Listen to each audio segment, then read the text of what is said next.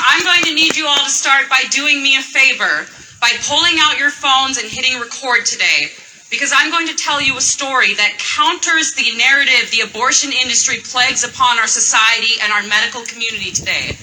And if we can share this story, my son's story, and save even one innocent child today, then every ounce of pain my family went through over this last year will have been worth it. So I know it's cold, but please get out your phones, hit record, and share this story of hope.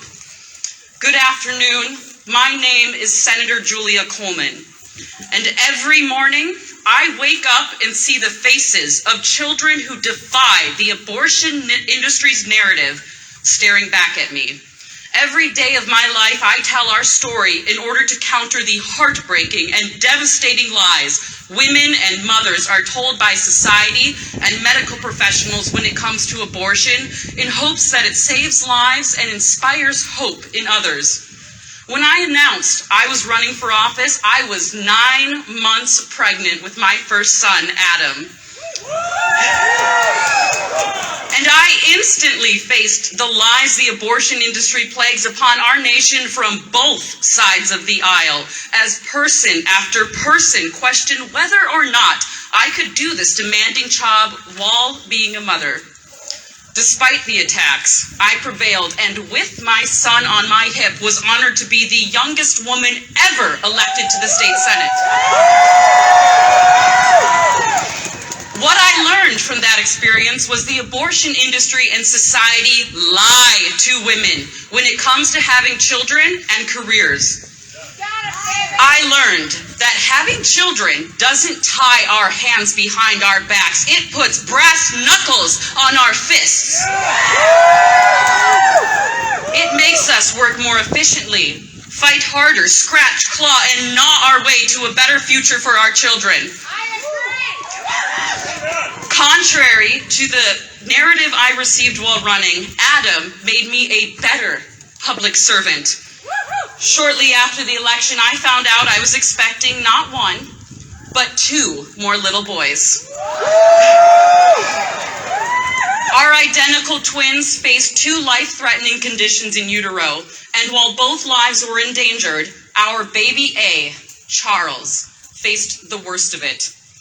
Some doctors informed us we could almost guarantee we could bring one baby home if we allowed them to perform selective reduction. Let me tell you about selective reduction. They open me up, sever the ties our identical boys share, snip Charlie's umbilical cord, and allow his twin brother James to grow alongside his dead body. Upon James's birth, Charles would be discarded as medical waste. Charles wasn't a clump of cells. Charles was a child doctors and I counted the fingers and toes of. A child we scanned the brain of 9 hours a week. A child we named and prayed for.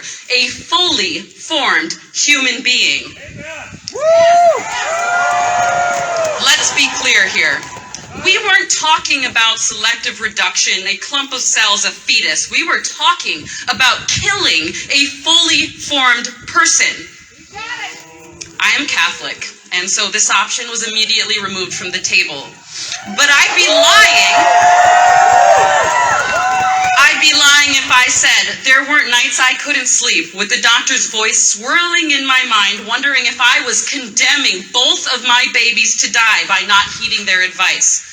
My older brother called me, and as older brothers do, gave me the advice I needed to hear. He told me that if he were in the same scenario and had a say, he'd want to fight it out with his brother. He'd want to be born early with his brother, to fight in the NICU with his brother, to risk his life for his brother. That's when I started sleeping at night again. I knew we had made the right choice. Doctors said Charles wouldn't make it past 28 weeks. They said there was a 65% chance he'd be born with a physical and developmental disability. They said there was a slim chance we'd be bringing both of our babies home. Defying all odds, Charles and James were born perfectly healthy at 33 weeks. Both of my twins are healthy, happy, and are lighting up the world with their contagious smiles.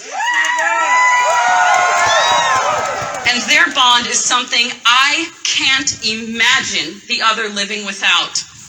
Mothers, I need you to hear me. Believe me when I say you need to trust your gut and know you are stronger than what society tells you. You can be a mother and have that job. You can be a mother and change the world. You can get bad medical news, and whether your child's life is short or long, can experience the greatest joy known to mankind. For everyone else here, my advice is to support women. Walk the walk. As the pro-life community, we are called to advocate for not only the child, but the mother as well. And we must urge our leaders to create an environment for women that makes keeping their child an easy choice. To craft legislation that supports women facing a complicated medical pregnancy. To support bills that help mothers in crisis, women in school, and women in the workplace.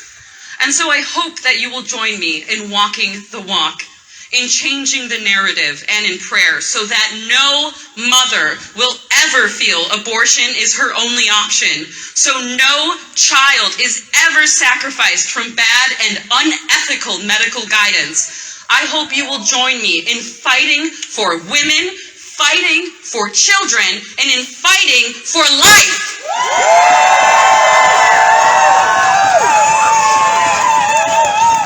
Thank you for listening to my son's story. Please share it to inspire other mothers in the same situation. God bless you. God bless our children, and may God bless the United States of America.